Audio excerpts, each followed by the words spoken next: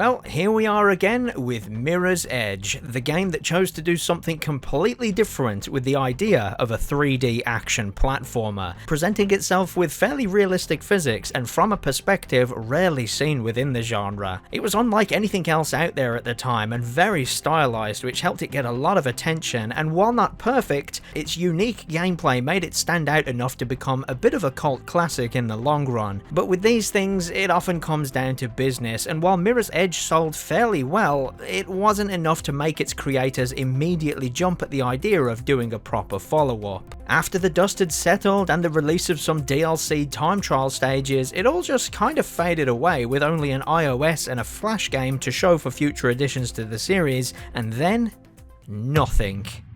Apparently this was due to DICE and EA not really knowing what direction to take the series going forward, or if it would even financially be worth doing. But eventually, they made it happen in 2016 with Mirror's Edge Catalyst.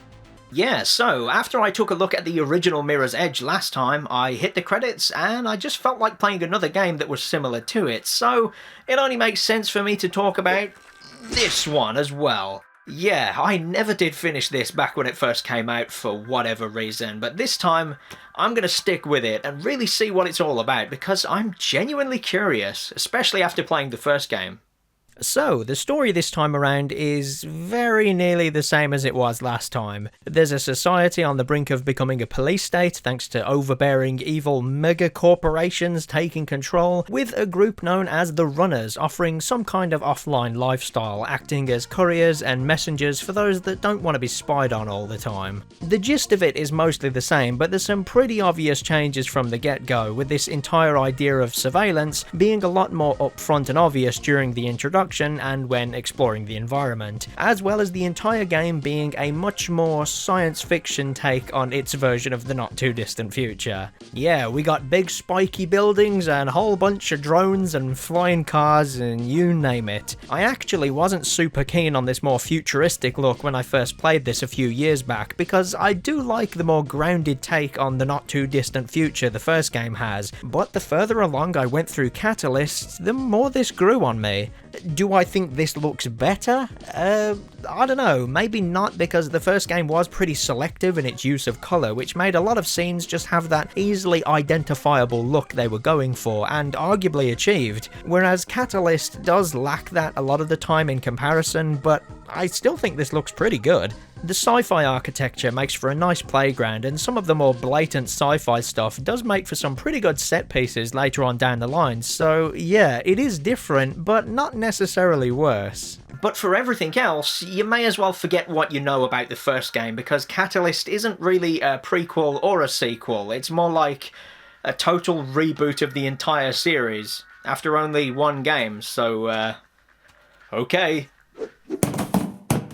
A whole bunch of narrative things carry over, like the names of many characters, corporations and companies that were mentioned in the first game are still here, but they often have different meanings and come in different forms, most of which have nothing to do with how they were portrayed the first time. For example, you've got Icarus, the top secret project that people were literally killed over in the original game, is now the name of some dude that you meet in the opening cutscene. Yeah, okay then. Pretty much the only thing that's the same is the name of the city itself, but even then, the city looks different because of its sci-fi architecture, so yeah, it's kind of not even the same city anymore too. They also did this thing where some characters and plot elements only ever appear in the form of a prequel comic that you would buy separately, and the loading screens sometimes advertise that you check that out if you want to know what happened there, and yeah, I didn't bother doing that.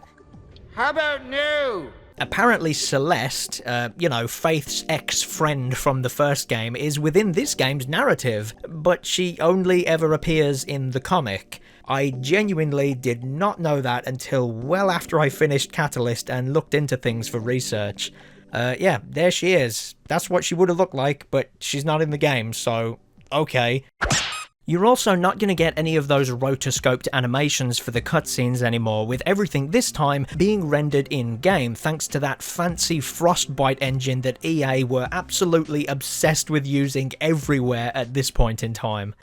With the cutscenes at least, I get that this was done for a more consistent visual style, and I can get behind that. As much as I like the animations from before, they were admittedly pretty jarring to jump back and forth between, and I think all of this in-engine stuff does look pretty good, so yeah, I mean, it's fine, I don't mind. And on top of that, we also have Faith looking younger, sporting a new outfit, and having a slightly different and more involved backstory, with her parents this time trying to take down the megacorporations when she was younger, but they eventually get killed with some sort of corporate espionage to cover it all up. There's a few secondary characters here too, but they all seem really one note. You know, you've got this lady here who's really good with computers, and that's it. That's basically her gimmick. And then you've got this guy who goes by the name Birdman, and it's because he's actually voiced by Tony Hawk.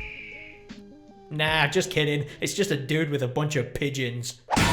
Okay, so I am going to say that the overall story is, again, nothing really worth shouting about, except for the fact that Catalyst has some pretty predictable plot points. Like, I'm not trying to spoil the game for anybody, but I feel like Mirror's Edge Catalyst is one of those games that does a really good job of spoiling itself by having the most ridiculously drawn-out build-ups to the dumbest plot twist that you could see coming a mile away.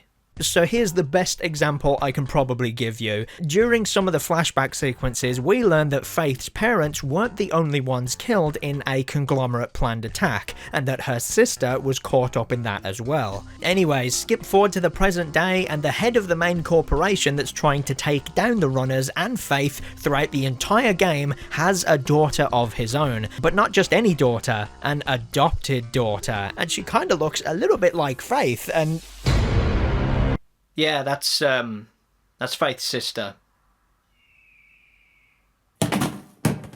Anyway, forget the storytelling because it's all about the running and movement again. And control-wise, there is a lot of carryover from the first game here, so I don't really need to go super in-depth with the general control scheme, but yeah, this game has the same one as before, with high and low actions being mapped to the left shoulder and trigger inputs. Only a few minutes into running around and you'll feel pretty comfortable with this, especially if you've already played the original game. But there's a decent enough tutorial at the start, and you get a lot of space to play around with these controls this time, like a lot of space, so it's not going to be the end of the world if you were just jumping straight into Catalyst. Right away, one new option here which I changed almost immediately was the field of view slider. Yeah, this option is pretty common in PC games, but around this time you wouldn't really see it pop up in console games all that much, and just cranking that thing a little bit higher than the default setting made running around feel a lot nicer, thanks to having that extra room to see things around you. So yeah, I definitely recommend playing around with that, see if you can't find something that's a bit more comfortable for yourself. For the moveset though, from what I played, I can't really point out anything as missing, at least after a while anyway. So you can wall run, slide, swing off of poles, do back-to-back wall jumps, and all of that good stuff from before. There's also a few new contextual moves, like using a grapple hook to swing across large gaps, as well as using it to open grates and pull down debris and things like that, which I'm not the biggest fan of because they do ruin that momentum you've built up from running around, and they're not very engaging to pull off. The grappling hook swing, for example, this does work, but you're only pressing and holding down a button to do it, and upon landing, you will lose a chunk of your momentum, even if you try and combo it into a skill roll. At least that's what happened to me every time anyway. But general movement does feel pretty good, and with me playing the first game so recently for comparison, I'd probably go ahead and say the movement here does feel snappier and a little less janky at times. I mean, you do still get a bit of that, but things like how Faith will hop over waist-high barriers much faster, and how she'll much more confidently grab onto vertical pipes and then climb up them even quicker. Another addition I like is how you can pull the right trigger to make Faith start sprinting right away, which feels like it was two things. Firstly, it's a way to counteract any time you don't stick the landing and lose some of that momentum, because this is a pretty quick way to recover from that, but it also acts as a way more accessible method of essentially doing what a bunch of speedrunners were doing in the original original game by exploiting an oversight in Faith's combat dodge move. Yeah, so I never did really bring this up in my thoughts on that game because I never felt the need to use it myself in a casual playthrough, but this is an unintentional exploit you do by dodging sideways and then running out of it, and it causes Faith to start sprinting straight away. And yeah, the game is all about running really fast, and this is definitely a way to start doing that even quicker, so I'm glad it's been altered into a dedicated feature now. You just push down on the right trigger and she'll begin sprinting. What's good about this is you can also use it to hit the ground running on a few of Faith's other movements too, like when sliding under a low barrier for instance. You can pull the trigger to combo that into a skill roll, which makes her start running a lot faster than if she just stood up on her own.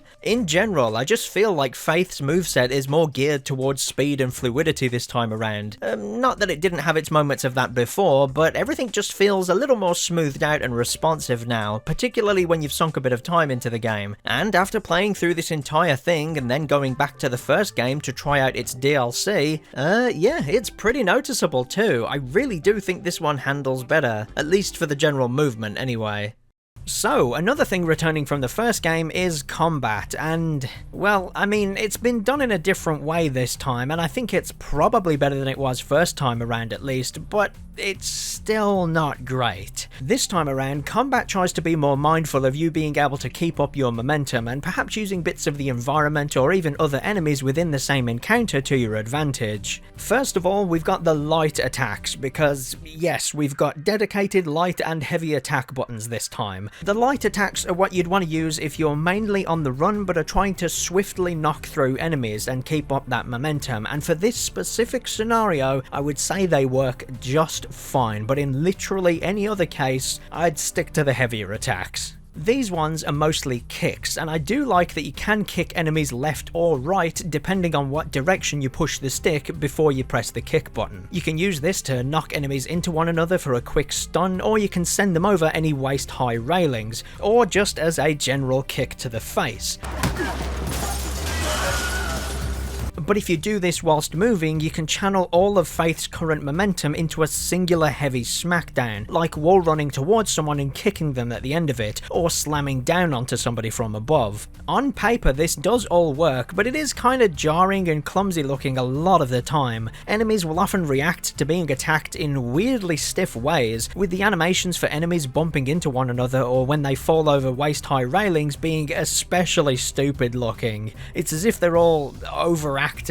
But I will admit I do think the combat here does work better than it did in the first game at least. Again, that's more true once you've sunk a bit of time into this one. I will go into why I keep saying that later on, and I'm not saying I think either of these approaches is perfect, because I think both games do rely on forced combat encounters a little too often, even more so the case here in Catalyst than before, but at least now I do feel like I can manage in each combat encounter a little bit better, you know? I like that you can dodge around enemies to kick them in the back and knock them into one another, and you do generally have a little bit more freedom with how you tackle each fight. I also feel like you have more of these scenarios popping up where the fight is happening whilst you're on the move. You know, you get to string together things like jumps, wall runs and kicks, or maybe jump off of something really high just to do a body slam drop kick straight down onto one of these guys' faces. That is definitely where the combat is at its best, and you do have more of that this time around compared to the original game. It's just not that often if you look at this game on its own in the grand scheme of things. But where Catalyst does earn some bonus points from me is that you cannot wield a gun anymore. Yeah, I really didn't think even having the option of Faith carrying a frickin' loaded assault rifle was a good idea before, so I'm glad they're gone. At least for the player anyway. You are still gonna get blasted at by these corporate stormtrooper dudes, and to get around this, they've added this sort of shield system into play where the faster you run, the less damage you take from bullets. Yeah, I'm not really sure how they've narratively made that make sense here. Maybe it's Faith's adrenaline kicking in, or maybe it's because she's literally running so fast that bullets cannot touch her. Either which way, I think it beats actually needing to use a gun, so I'm all for it. This is fine. Now then, this is the part of the video where I get to talk about something I've kind of avoided talking about until now, and that is the massive shake-up to the formula that Catalyst has when compared to the original game. And that would be that everything is now set within one big open map that you gradually work your way through and unlock new districts of as you progress through the story. That's right, Mirror's Edge is now open world. And yeah, this is the bit that I remember a lot of people being pretty torn over when the game first came out, with it alone being the thing that either excited them or completely put them off. And for me, I don't know, I was somewhere in the middle. I didn't really know what to think of it. I've always thought the idea of a game focused around freerunning has the potential to be a lot of fun in a much wider open space like this, but at the same time, some of the best parts of the original Mirror's Edge were the times you'd just be honing in on all of Faith's skills to simply get from two fixed points in the smoothest way possible. The time trials in particular spring to mind here because they were a lot of fun, and after giving Catalyst a proper go and playing through the entire thing, I'd say that still sums up my thoughts really, stuck somewhere in the middle.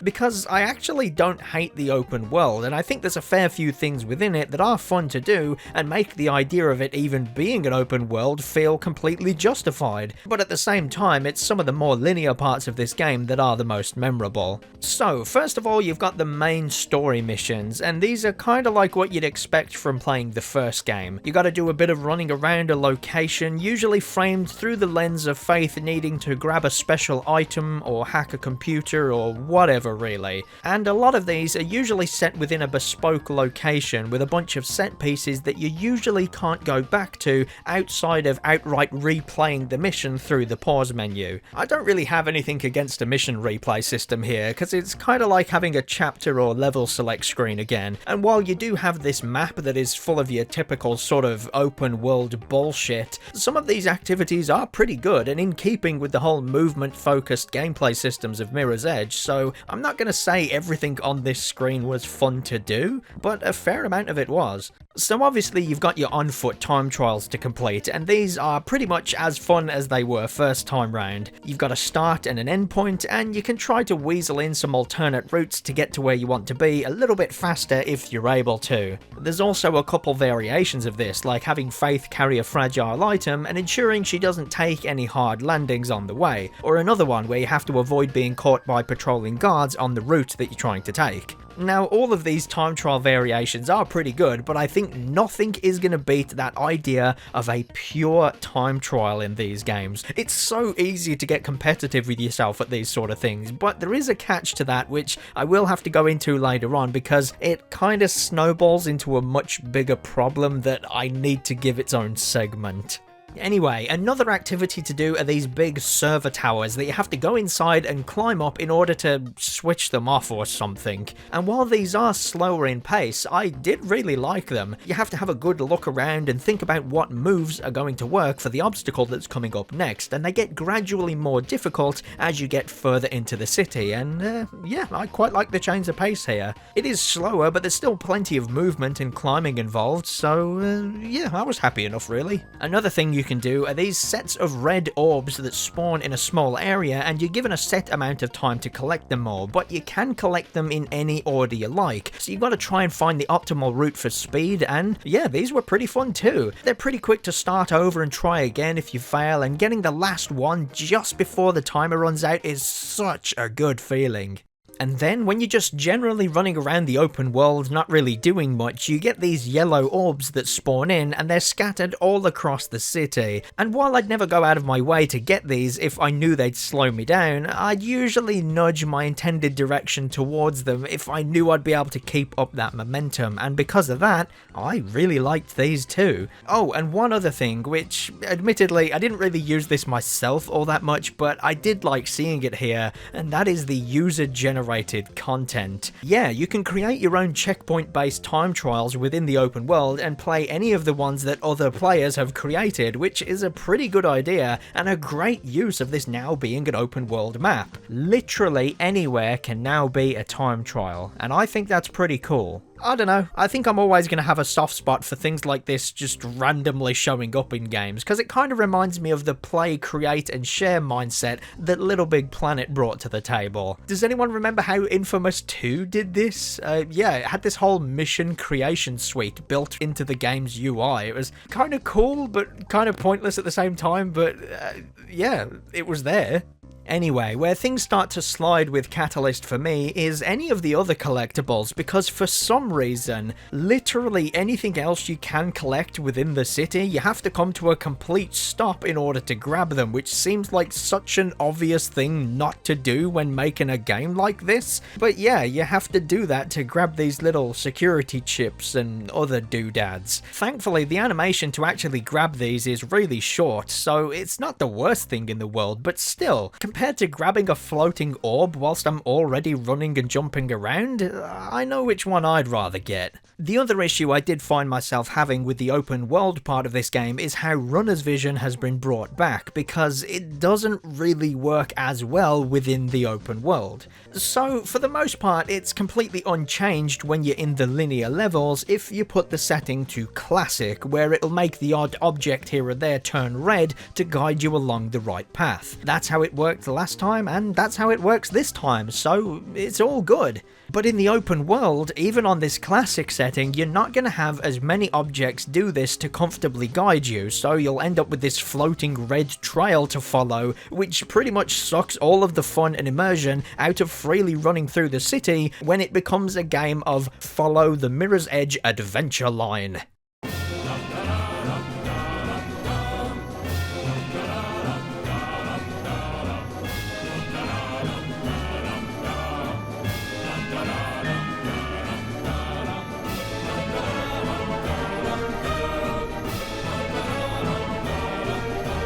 And I know I'm not a game designer or programmer, and I reckon this is way easier to do in a linear level because there's obviously only one or two ways through those, but I just think in the open city, the number of objects that could have potentially turned red within the player's view should have been slightly higher. Maybe you could have a slider that affects how many objects within a certain radius would show up as red after clicking the runner's vision button, and then tuck that slider away somewhere in the options menu. Multiple times I'd be running to where I'd think I need to go based on where these red objects were guiding me, just to get lost and then turn around and inevitably click the adventure line button to show me where I'm supposed to go. This did feel a lot more natural in the linear stages and in the original game, and yeah, there is an option to turn off runner's vision completely, but then you have literally nothing guiding you and you have to rely on opening and closing the map screen, which completely defeats the point of what was once a fairly non-intrusive way of knowing which way you need to go.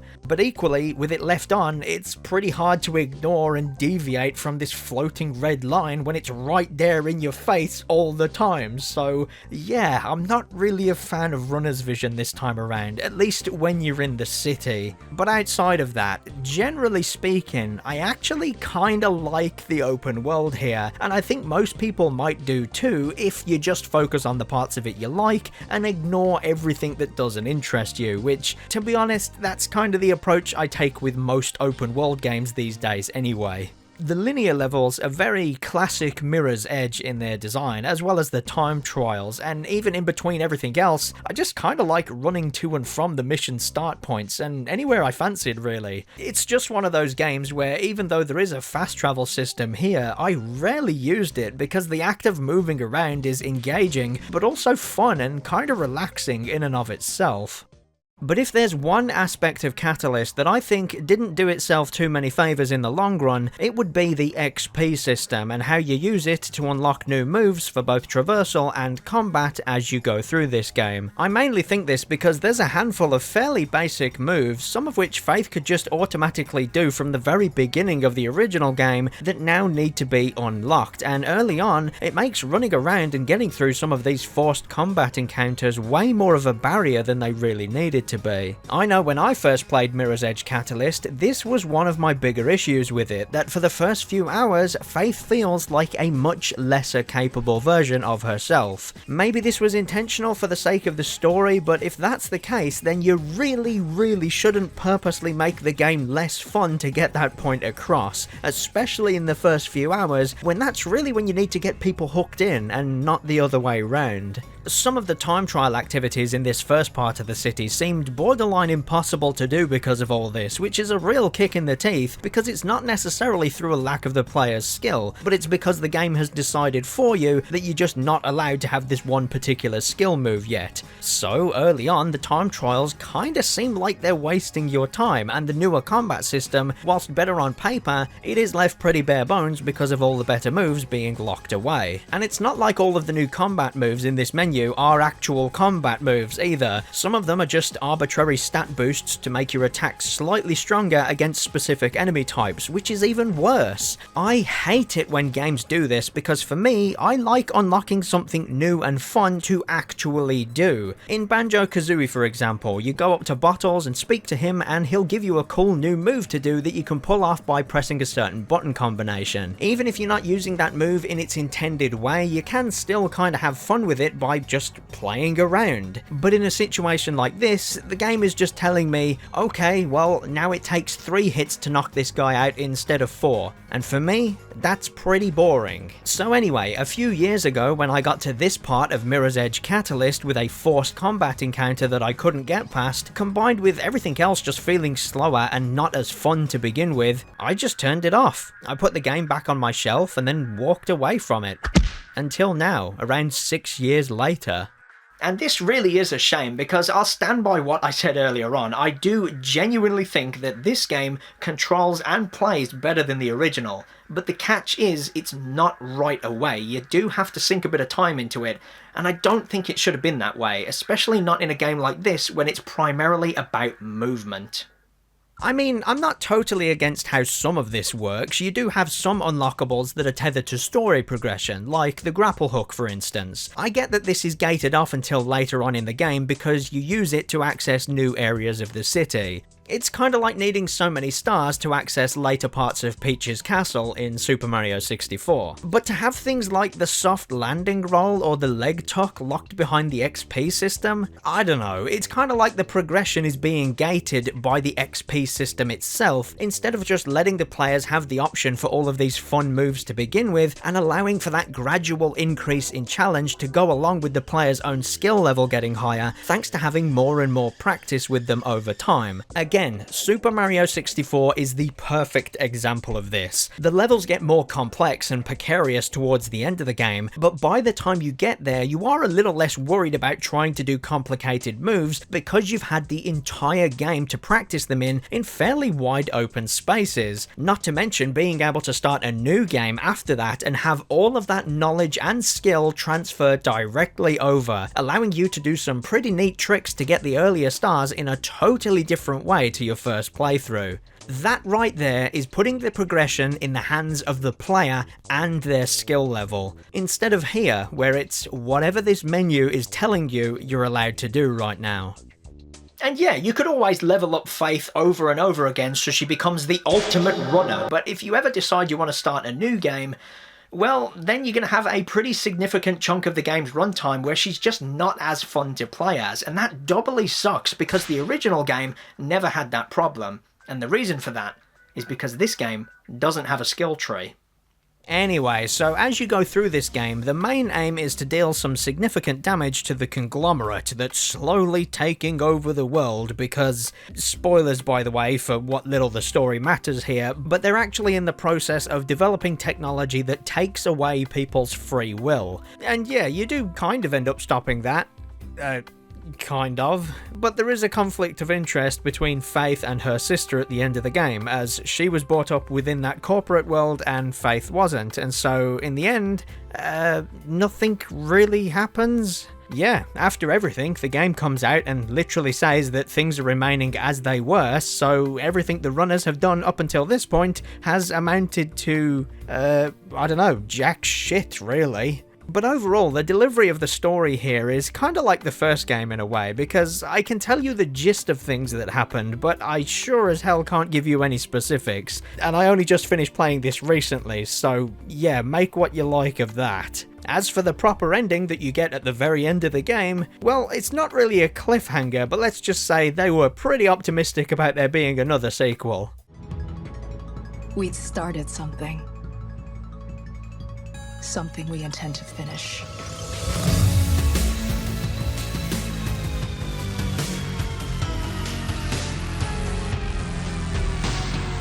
Thankfully though, I wasn't really playing this with my heart set on a super deep and interesting story. Like before, I think the general premise of it alone is interesting enough to justify everything else, and I basically went into this wanting more Mirror's Edge gameplay. And that is what you get here, but it's just done in a slightly different way, so I wanted to see if the gameplay was still any fun, which I think it is, and if the open world was a good idea, which is a little more difficult to give a one-word answer to. Generally speaking, I do think it's pretty good though, and far from the biggest of this game's problems. That has to go to the skill tree and how it gives this game a pretty bad first impression for the first couple of hours. The fact Catalyst does control so well does make the open world feel good to run around in, and a lot of the things you can do with those moves are pretty fun to chip away at. That's not to say I completed this game to 100%, because I almost never do that in open world games, but I did try my hand at each activity at least once and found that most of the things here, along with the linear story missions, were pretty good. And that comes as a surprise to me after all this time, because I'd heard a lot of complaints about Mirror's Edge Catalyst over the years, but you know what? I actually quite liked it. So that leaves us with one pretty big question. Which one's better?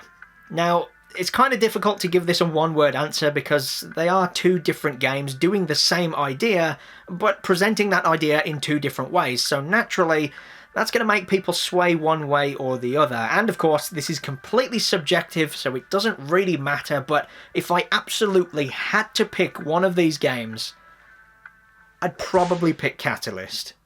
Now that I've played both, and that neither really have that much of a story going on for them, I'd say Catalyst marginally wins simply because it does feel a little bit better to play. But that said, neither of these games is perfect, because both have their own pretty glaring problems at times, and the ideal Mirror's Edge experience, I would say, probably lies somewhere in the middle of these two games, both in terms of the structure and the game feel. DICE and EA have gone on record before now saying they don't know what direction to take the series going forward, and now I've sat down and played both of these, I can totally see why. If they make another linear game, they're going to annoy fans of Catalyst, and if they make another open world game, they're going to annoy fans of the original. And all of this is because while the two games were brought to us by the same studio, they were not made by the same team of people, which is why they're two vastly different versions of the same idea. And then of course there's the simple fact that it's all just business at the end of the day. These games sold fairly well and arguably made their own mark within the general culture of gaming at the time of their launch, but obviously the series as a whole hasn't typically sold well enough for them to want to fund the development of yet another one anytime soon, especially when you consider both of these companies could just put their money into whipping up another Battlefield game and have that make bank over the holidays in any given year. And because of all of that, and as much as I like these games, and as much as I'd like to be wrong about this, I'm pretty sure we're not going to see this series pop up again, at least not anytime soon anyway. And with that, I've pretty much covered everything I can as far as Mirror's Edge is concerned. All two mainline games. Yeah, these aren't really the kind of cartoony, bouncy platformer games I usually talk about, and they're far from the first two games that spring to mind when somebody says 3D platformer to me. But I feel like both of these games do something genuinely stand out and fresh within this genre that I love, and even now you'd be pretty hard pressed to find something like them anywhere else. So yeah, that's the edges of both Mirrors covered on the channel. I didn't actually go into this year with either of these games on my video to-do list, but you know, that's just how these things go. But for now, I am free of the series. I'm going to be back with some more 3D platformers probably, but at the same time, I have a few 3D platformer adjacent games I'd like to talk about. Things kind of like Mirror's Edge, where they've taken those ideas and done them in a different way. So until then, I hope you've enjoyed this look at the Mirror's Edge series, and I'll see you again next time.